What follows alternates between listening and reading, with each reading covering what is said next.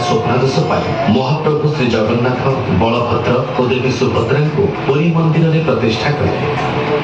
द्वादश शताब्दी राजा अनंग भीमदेव घोषणा कले महाप्रभु श्री जगन्नाथ राज्यर प्रधान पूजित देवता। बहु जुगरु प्रचलित रथयात्रा तांको समय पाइथिला एक नूतन रूपरेखा। रथ निर्माण पर कठोर रीतिनीति मानि शुभारंभ है वृक्ष चिह्नटकरण प्रक्रिया।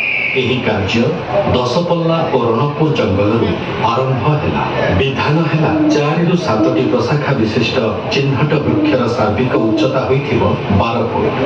वृक्ष चिह्नट पर बसंत पंचमी तार पूजार्चना कार्य आरंभ हो। रामनवमी दिन आरंभ हो रथ पाई वृक्ष कटा।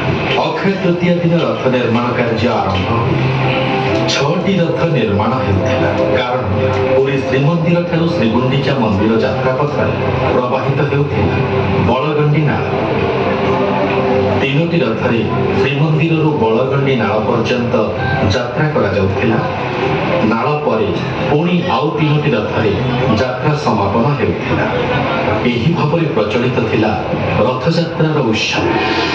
1240 ख्रीष्टाब्द राजा केशरी नरसिंह आदेश बलगंडी नाल पोति दिगला। सेबेठारु आरंभ है 3ଟି रथरे महाप्रभु संपूर्ण रथयात्रा।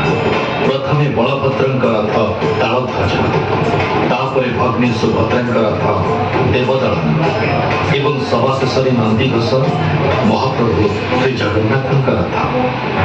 समय अतिक्रांत है। भारत वर्ष से मुगल शासन 1600 शताब्दी मध्य भाग मोगल सेनापति पुरी